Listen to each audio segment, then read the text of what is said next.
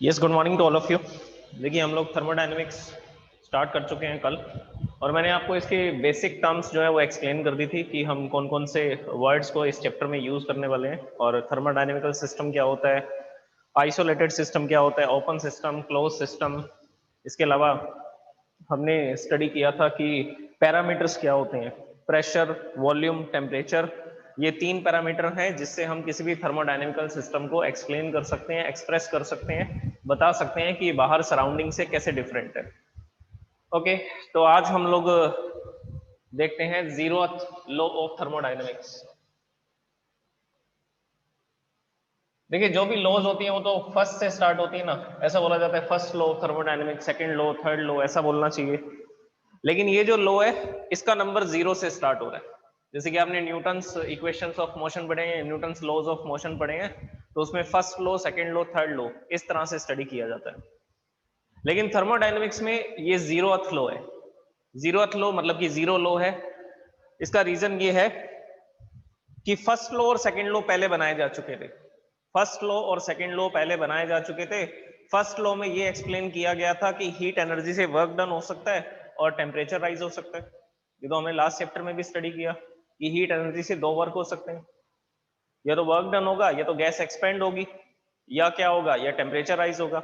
दोनों में से एक काम होगा, या दोनों भी हो सकते हैं। तो ये बताया गया था फर्स्ट लॉ ऑफ थर्मोडायनेमिक्स में। ये बताया गया था फर्स्ट लॉ ऑफ थर्मोडायनेमिक्स में, जिसमें हीट एनर्जी को एक्सप्लेन किया गया कि उससे वर्क डन हो सकता है या उससे टेम्परेचर राइज हो सकता है, किसी भी गैस का या किसी भी मटेरियल का। तो हीट एनर्जी दूसरे टाइप्स की एनर्जी में कन्वर्ट हो सकती है, ये बताया गया। इसके बाद इसके बाद सेकेंड लॉ बना। फर्स्ट लॉ बनाया गया कंजर्वेशन ऑफ एनर्जी के बेस पर। Law of conservation of energy के बेस पर फर्स्ट लॉ बनाया गया था। और सेकेंड लॉ बनाया गया जिसमें यह बताया गया कि ऐसा कोई भी सिस्टम नहीं है जिसकी एफिशिएंसी 100% हो। ऐसा कोई भी सिस्टम नहीं है जिसकी एफिशिएंसी 100% हो। मतलब हम जो हीट एनर्जी देंगे वो किसी ना किसी दूसरी फॉर्म में डिसिपेट होगी। जैसे कि हम लोग कार और बाइक के इंजन को स्टार्ट करते हैं तो इंजन की आवाज आती है, इंजन गर्म भी होता है। तो वो एनर्जी, जो भी हीट एनर्जी उसमें प्रोड्यूस हो रही है, वो हीट एनर्जी साउंड एनर्जी में भी कन्वर्ट हो रही है, और वो साउंड एनर्जी हमारे किसी काम की नहीं है। हम उस एनर्जी से कोई बेनिफिट नहीं ले पा रहे हैं। तो ये सेकेंड लॉ में एक्सप्लेन किया गया कि हम जो भी हीट एनर्जी देंगे किसी भी सिस्टम को, वो हीट एनर्जी डिसिपेट होगी in the form of light, heat and sound. वो एनर्जी डिसिपेट होगी डिफरेंट टाइप्स ऑफ एनर्जीज के अंदर। तो ये फर्स्ट लॉ और सेकेंड लॉ बना दी गई। उसके बाद में डिस्कस किया गया टेम्परेचर के बारे में कि हीट एनर्जी फ्लो करती है तो क्यों करती है, टेम्परेचर डिफरेंस के कारण। हीट एनर्जी फ्लो करती है तो क्यों करती है, टेम्परेचर डिफरेंस के कारण। तो टेम्परेचर डिफरेंस को बाद में स्टडी किया गया। अब फर्स्ट लॉ बन गई, सेकेंड लॉ बन गई। उसके बाद अब जो लॉ बनानी है उसको क्या नाम दिया गया, उसको जीरो नाम दिया गया, क्योंकि ये लॉ हमें किससे पहले पढ़नी पड़ेगी, फर्स्ट और सेकेंड लॉ से पहले पढ़नी पड़ेगी। क्योंकि टेम्परेचर के बारे में जब तक नहीं पता होगा तब तक हम हीट एनर्जी के ट्रांसफर को नहीं बता पाएंगे कि हीट एनर्जी किस डायरेक्शन से किस डायरेक्शन की तरफ जा रही है। हाई टेम्परेचर से लो टेम्परेचर की तरफ जाती है हीट एनर्जी। तो जीरोथ लॉ टेम्परेचर डिफरेंस के बारे में बताता है, टेम्परेचर के बारे में बताता है जीरोथ लॉ। तो ये बात आपको समझ आ चुकी होगी कि पहले फर्स्ट और सेकंड लॉ बना दिए गए, हीट एनर्जी को एक्सप्लेन कर दिया गया, लेकिन टेम्परेचर को तो एक्सप्लेन ही नहीं किया। तो टेम्परेचर को जब एक्सप्लेन किया गया, बताया गया कि टेम्परेचर डिफरेंस के बेसिस पर ही हीट एनर्जी को समझा जा सकता है, तो वो जो अब लॉ बनाई गई उसको जीरोथ लॉ नाम दिया गया, ताकि लोग इसको फर्स्ट और सेकंड के बाद में ना पढ़े, फर्स्ट और सेकंड लॉ से पहले पढ़े। तो इसीलिए इसको जीरोथ लॉ ऑफ थर्मोडायनेमिक्स बोला जाता है। अब मैं इसकी स्टेटमेंट लिखता हूं। स्टेटमेंट लिखने के बाद फिर मैं एक्सप्लेन करूंगा कि इस स्टेटमेंट का क्या मीनिंग है। when the thermodynamical system when the thermodynamical systems A and B, thermodynamical systems A and B are in thermal equilibrium, are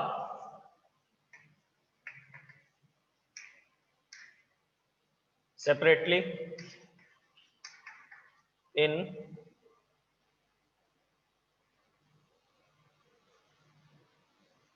thermal equilibrium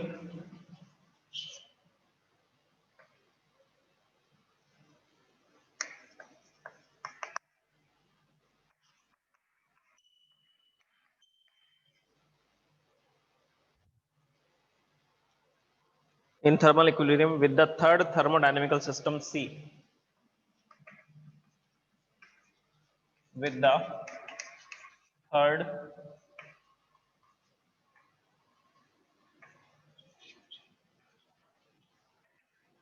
thermodynamical system C, then the system A and B, comma, then the systems A and B are, then the systems A and B are in thermal equilibrium with each other also.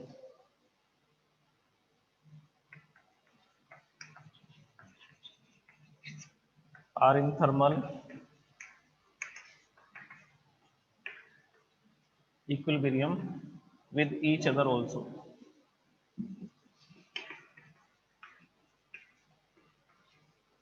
With each other also. This is the zeroth law of thermodynamics. ये zeroth law है thermodynamics की. देखिए इस law को आप इस diagram से समझ सकते हैं. ऐसे समझना थोड़ा मुश्किल होगा. इसमें ये लिखा गया कि दो सिस्टम है A एंड B. वो दोनों सिस्टम एक दूसरे के साथ थर्मल इक्विलिब्रियम में होंगे अगर वो तीसरे सिस्टम के साथ भी थर्मल इक्विलिब्रियम में. पहले दो सिस्टम बनाते हैं A और B, फिर उसको थर्ड सिस्टम के साथ इक्विलिब्रियम में डाल देते हैं. देखिए डायग्राम को समझिए. दो डायग्राम्स मैं यहाँ पे एक्सप्लेन करने वाला हूँ.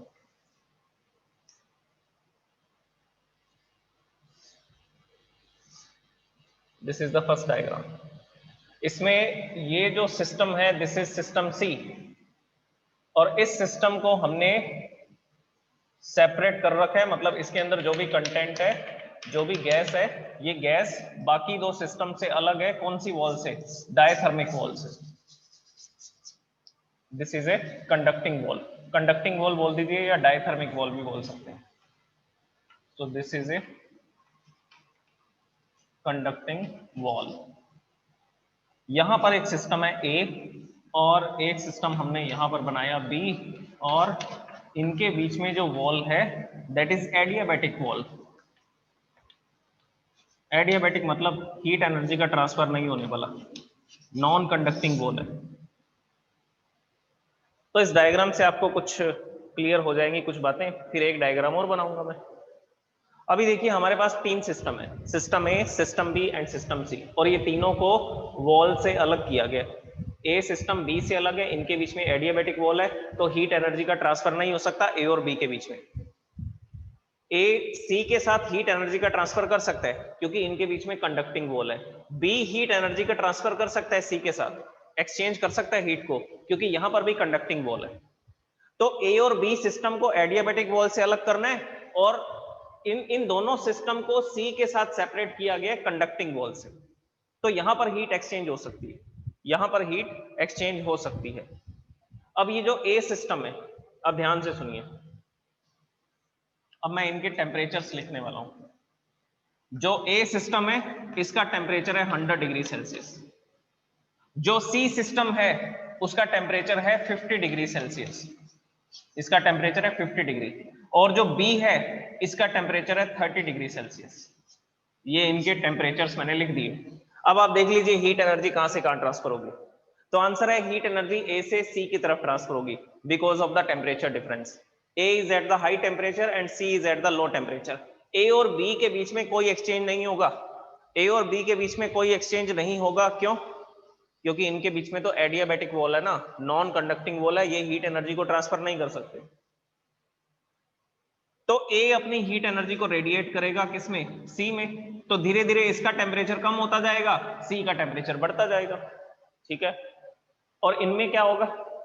सी का टेम्परेचर है 50 डिग्री सेल्सियस, इसका टेम्परेचर है 30 डिग्री सेल्सियस. तो हीट एनर्जी सी से किस तरफ आएगी, सी से बी की तरफ आएगी और ए से किस तरफ जाएगी, सी की तरफ आएगी।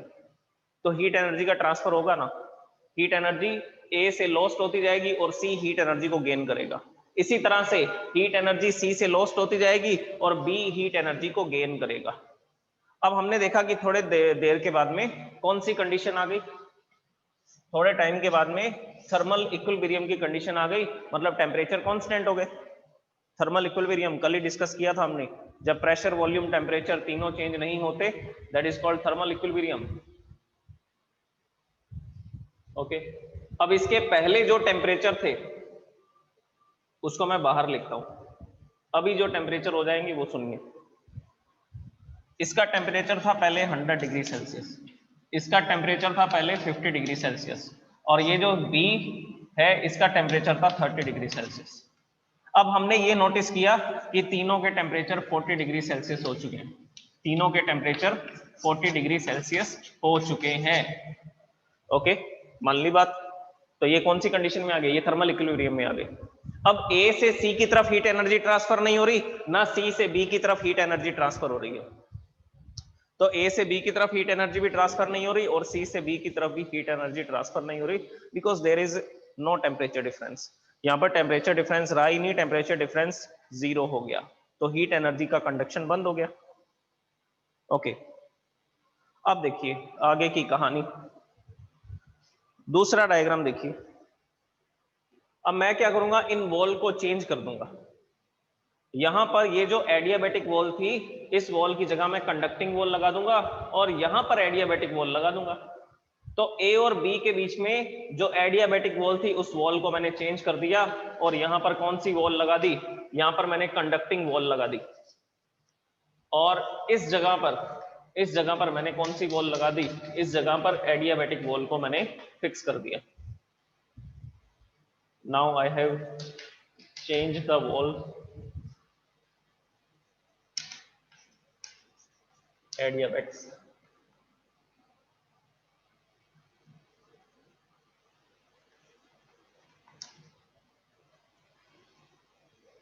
ठीक है, तो ये एडियाबैटिक वॉल हमने लगा दी यहां पर और कंडक्टिंग वॉल यहां लगा दी। अब आप ये बताइए, क्या ए और बी के बीच में कोई हीट एक्सचेंज होगा क्या? अब क्या ए और बी के बीच में कोई हीट एक्सचेंज होगा?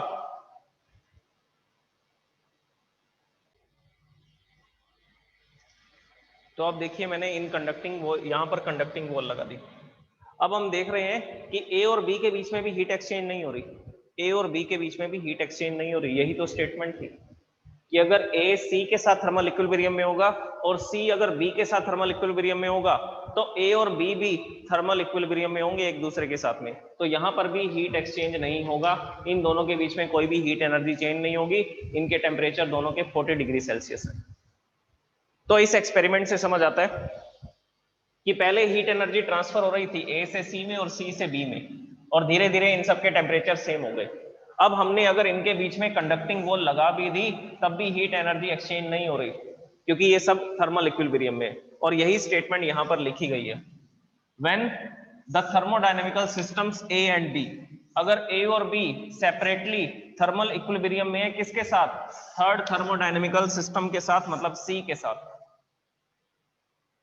अगर ए सी के साथ थर्मल इक्विलिब्रियम में है और सी बी के साथ थर्मल इक्विलिब्रियम में है, then the system A and B are in the thermal equilibrium with each other also.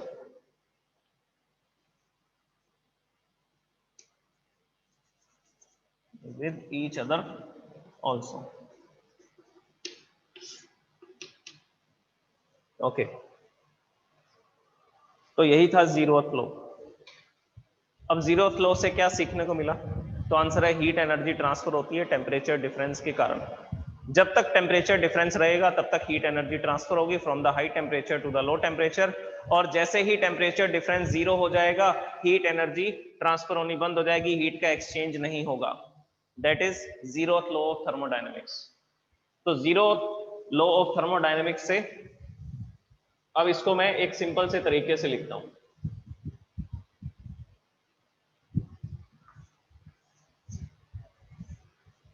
यहां पर हमने एक एडियाबैटिक वॉल लगाई थी पहले, सॉरी, ये कंडक्टिंग वॉल फर्स्ट डायग्राम में, ये फर्स्ट डायग्राम में कंडक्टिंग वॉल है, और जिसमें मैं ये वाला डिजाइन बना रहा हूँ वो वाली कौन सी वॉल है, वो एडियाबैटिक वॉल है। तो ये दोनों वॉल्स अलग अलग हमें दिख रही हैं। This is system C, this is system A, this is system B. इसका जो भी टेम्परेचर है टी ए, इसका टेम्परेचर है टी सी, इसका टेम्परेचर है टी बी। तो टी ए और टी सी का टेम्परेचर जब बराबर हो जाएगा तब ये थर्मल इक्विलिब्रियम में आ जाएंगे। तो मैं इसके लिए एक कंडीशन लिखता हूं, T A is equal to T C. ये दोनों थर्मल इक्विलिब्रियम में आ गए। इसका टेम्परेचर भी 40 हो गया, इसका टेम्परेचर भी 40 हो गया, तो मतलब इनके बीच में हीट एक्सचेंज नहीं होगा। इसी तरह से इसका टेम्परेचर भी 40 था और इसका भी 40 हो गया था बाद में थर्मल इक्विलिब्रियम की कंडीशन में, इसका इन दोनों के टेम्परेचर भी बराबर हो गए थे। तो उस केस में हम लिखेंगे TB is equal to TC। TA और TC का टेम्परेचर बराबर है थर्मल इक्विलिब्रियम में, TB और TC का टेम्परेचर भी बराबर है थर्मल इक्विलिब्रियम में। तो क्या मैं ये लिख सकता हूं कि TA और TB का टेम्परेचर भी इक्वल होगा, जैसा कि अभी एग्जांपल में लिखा था मैंने। पहले इसका टेम्परेचर था 100 डिग्री सेल्सियस, इसका टेम्परेचर था 50 डिग्री सेल्सियस और इसका टेम्परेचर था 30 डिग्री सेल्सियस। लेकिन बाद में तीनों के टेम्परेचर कितने हो चुके थे, 40 डिग्री सेल्सियस। थर्मल इक्विलिब्रियम की कंडीशन में तीनों के टेम्परेचर 40 हो चुके थे। तो अगर TA TC के बराबर है और TB TC के बराबर है तो हम TA और TC को भी क्या लिख सकते हैं, सॉरी, हम TA और TB को भी क्या लिख सकते हैं, इक्वल लिख सकते हैं। तो सेकंड डायग्राम में देखिए, सेकंड डायग्राम में मैंने यहां पर एडियाबैटिक वॉल लगा दी थी। So this is the adiabatic wall between A, B, between A and C and B and C। और यहां पर कौन सी वॉल लगा दी, यहां पर हमने कंडक्टिंग वॉल लगा दी। अब इसका टेम्परेचर भी 40 है, इसका टेम्परेचर भी 40 है, इसका टेम्परेचर भी 40 है। अब वॉल चेंज करने से कुछ नहीं होगा, तो हम लिखेंगे here TA is equal to TB। इनमें हीट एक्सचेंज क्यों नहीं हुआ, क्योंकि इन दोनों के टेम्परेचर भी बराबर थे। तो ये है 0th लॉ। फिर से समझ लीजिए, अगर A C के साथ थर्मल इक्विलिब्रियम में है और B भी C के साथ थर्मल इक्विलिब्रियम में है, तो A और B एक दूसरे के साथ भी किसमें मिलेंगे, थर्मल इक्विलिब्रियम में मिलेंगे। That is 0th law of thermodynamics. Okay, simple सी लॉ है। टेम्परेचर डिफरेंस के कारण हीट एनर्जी ट्रांसफर होती है। ये लॉ हमें ये सिखा के जाती है कि टेम्परेचर डिफरेंस के कारण हीट एनर्जी ट्रांसफर होती है। जब वो थर्मल इक्विलिब्रियम में आ जाते हैं तो हीट एनर्जी का ट्रांसफर रुक जाता है। मतलब जब सभी बॉडीज के टेम्परेचर सेम हो जाते हैं, टेम्परेचर डिफरेंस 0 हो जाता है, तो हीट एनर्जी का ट्रांसफर रुक जाता है। Okay, so this is the 0th law of thermodynamics.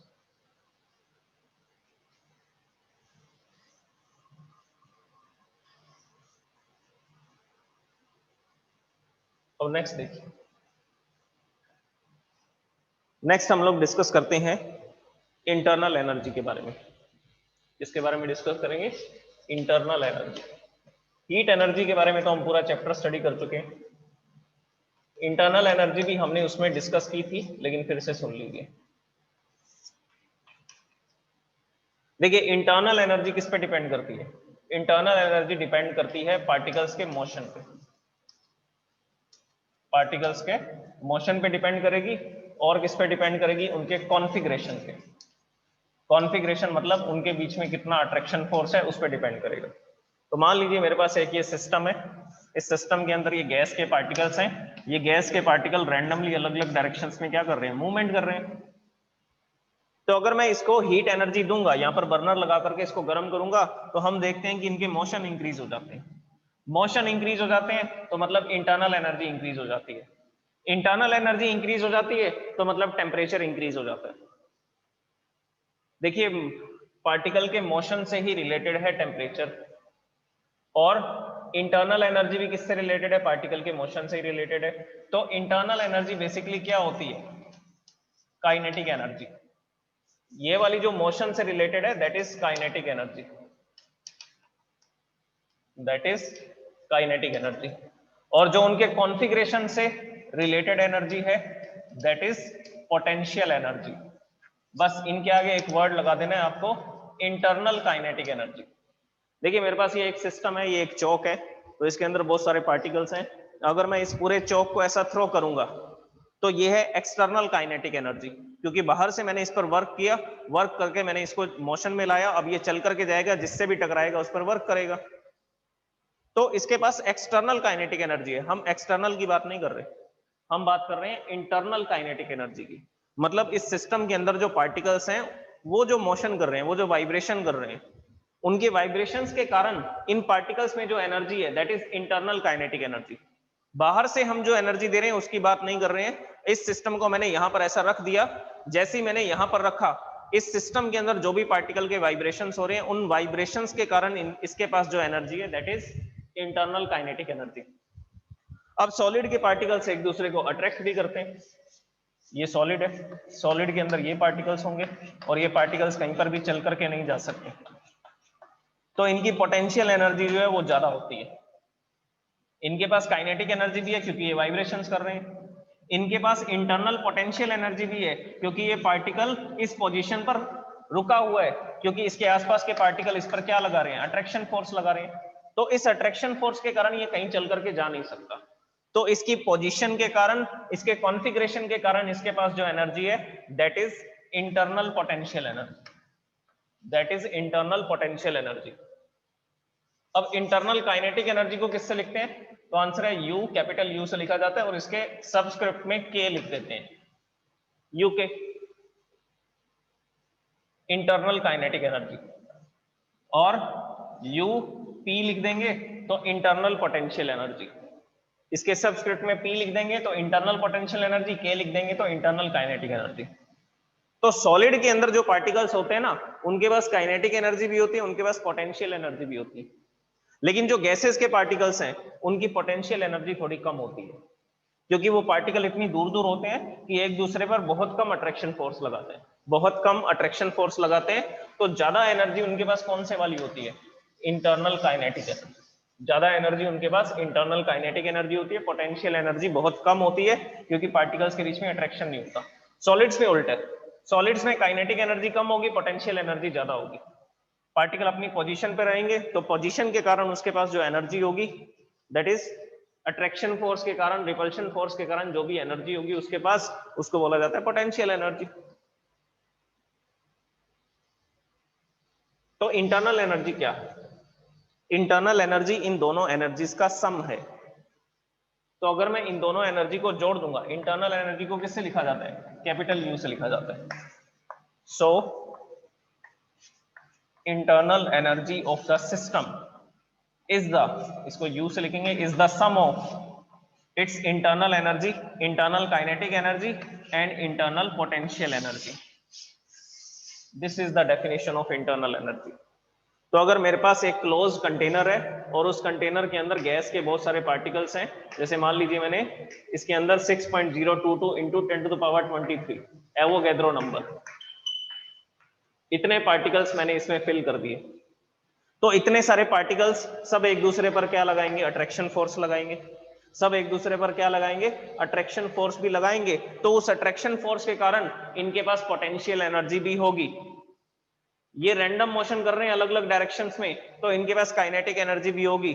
Total internal energy क्या होगी, total internal energy is the sum of its internal kinetic energy and internal potential energy. तो मेरे पास ये जो कंटेनर था, इसमें जो भी गैस है, उन गैस के जितने भी पार्टिकल्स हैं, उन सारे पार्टिकल्स के पास जितनी भी एनर्जी है, जितनी भी काइनेटिक एनर्जी है, जितनी भी पोटेंशियल एनर्जी है, उनके सम को क्या बोला जाता है, इंटरनल एनर्जी। उनके सम को क्या बोला जाता है, इंटरनल एनर्जी। अब मैं आपसे एक क्वेश्चन पूछने वाला हूं, टेम्परेचर कौन सी इंटरनल एनर्जी से रिलेटेड है, इंटरनल काइनेटिक एनर्जी से या इंटरनल पोटेंशियल एनर्जी से। टेम्परेचर जो क्वांटिटी हमने स्टडी की थी चैप्टर 11 के अंदर थर्मल प्रॉपर्टीज ऑफ मैटर में, वो कौन सी क्वांटिटी से रिलेटेड है। जो टेम्परेचर है वो रिलेटेड है इंटरनल काइनेटिक एनर्जी से। जो टेम्परेचर होता है वो किससे रिलेटेड होता है, पार्टिकल के मोशन से रिलेटेड होता है। So temperature is related to internal kinetic energy. और इंटरनल काइनेटिक एनर्जी किससे रिलेटेड है? पार्टिकल के मोशन से। इंटरनल काइनेटिक एनर्जी किससे रिलेटेड है? पार्टिकल के मोशन से। तो आप ये बोल सकते हैं कि टेम्परेचर किस पे डिपेंड करता है? पार्टिकल के मोशन पे डिपेंड करता है। या आप ये भी बोल सकते हैं कि टेम्परेचर किस पे डिपेंड करता है? इंटरनल काइनेटिक एनर्जी पे। मोशन पे डिपेंड करता है मतलब इंटरनल काइनेटिक एनर्जी तो है, इंटरनल काइनेटिक एनर्जी पे डिपेंड करता है। ठीक है, तो मोशन जितना फास्ट होगा उतनी ज्यादा काइनेटिक एनर्जी होगी, जितनी ज्यादा काइनेटिक एनर्जी होगी उतना ही ज्यादा टेम्परेचर होगा, उतना ही ज्यादा क्या मिलेगा? टेम्परेचर। तो अगर मैं इस गैस का टेम्परेचर बढ़ाना चाहता हूं तो मुझे क्या करना पड़ेगा? पार्टिकल का मोशन बढ़ाना पड़ेगा। वो किसी भी तरीके से बढ़ा सकते हैं, इसको कंप्रेस कर देंगे, इसको हीट एनर्जी दे देंगे, इसको लाइट एनर्जी दे देंगे, इलेक्ट्रिसिटी पास कर देंगे, तो किसी भी तरीके से इन पार्टिकल का मोशन इंक्रीज किया जा सकता है। तो अगर मैं इनके मोशन को इंक्रीज कर दूंगा, ये फास्ट मूविंग हो जाएंगे, तो इनकी इंटरनल काइनेटिक एनर्जी बढ़ जाएगी। इंटरनल काइनेटिक एनर्जी बढ़ जाएगी तो मतलब क्या बढ़ जाएगा? टेम्परेचर बढ़ जाएगा। देखिए मैं आपको इंटरनल एनर्जी क्यों पढ़ा रहा हूं? इंटरनल एनर्जी मैं इसलिए बढ़ा रहा हूं ताकि मैं आपको ये बता सकूं कि इंटरनल एनर्जी का ही पार्ट है इंटरनल काइनेटिक एनर्जी। वो इंटरनल काइनेटिक एनर्जी किससे रिलेटेड है? टेम्परेचर से। तो यहां पर मैं एक स्टेटमेंट लिखता हूं, अगर टेम्परेचर को इंक्रीज करेंगे तो इंटरनल काइनेटिक एनर्जी भी इंक्रीज होगी। उल्टा भी बोल सकते हैं, अगर हम इंटरनल काइनेटिक एनर्जी को इंक्रीज कर दें तो क्या इंक्रीज हो जाएगा? तो टेम्परेचर इंक्रीज हो जाएगा। ये भी बोला जा सकता है। दोनों स्टेटमेंट ही सही है, दोनों स्टेटमेंट ही सही है। टेम्परेचर बढ़ाने का मतलब है इंटरनल एनर्जी को बढ़ाना, इंटरनल काइनेटिक एनर्जी को बढ़ाना। देखिए यू के लिखा हो यहाँ पे, काइनेटिक एनर्जी। काइनेटिक एनर्जी को बढ़ाने का मतलब है कि आप उसका टेम्परेचर राइज कर रहे हैं। तो दोनों तरीके से इसको लिखा जा सकता है। Okay, so this is all about internal energy. वैसे तो हमने ये स्टडी कर लिया था जब मैंने आपको हीट एनर्जी की डेफिनेशन बताई थी, टेम्परेचर की डेफिनेशन बताई थी, तब हमने ये चीजें स्टडी कर ली थी। ओके, और हीट एनर्जी क्या होती है? हीट एनर्जी भी पार्टिकल के मोशन से ही रिलेटेड है। तो हीट एनर्जी क्या है? हीट एनर्जी ये चीज है, इंटरनल काइनेटिक एनर्जी। किसी भी सिस्टम की जो इंटरनल काइनेटिक एनर्जी होती है वही हीट एनर्जी होती है। वही क्या होती है? हीट एनर्जी होती है। मैंने ये नहीं बोला कि ये इंटरनल काइनेटिक एनर्जी ही टेम्परेचर है, मैं बोल रहा हूं कि टेम्परेचर इससे रिलेटेड है। और ये जो इंटरनल काइनेटिक एनर्जी है, आप इसको क्या बोल सकते हैं? आप इसको हीट एनर्जी बोल सकते हैं। पार्टिकल का मोशन जितना ज्यादा होगा उतनी ही उनकी इंटरनल काइनेटिक एनर्जी होगी, उतनी ही वो फास्ट चलेंगे, जितनी फास्ट चलेंगे उतनी ही उनके पास हीट एनर्जी होगी। तो हीट एनर्जी ही इंटरनल काइनेटिक एनर्जी है, या इंटरनल काइनेटिक एनर्जी ही क्या बोली जाती है? हीट एनर्जी बोली जाती है। और टेम्परेचर इससे रिलेटेड है, टेम्परेचर इससे रिलेटेड है। मोशन जितना ज्यादा, टेम्परेचर उतना ही ज्यादा, मतलब कि इंटरनल काइनेटिक एनर्जी उतनी ही ज्यादा होगी। आई होप आपको ये अब कंपैरिजन जो है समझ आ गया होगा, टेम्परेचर, इंटरनल एनर्जी और हीट एनर्जी का।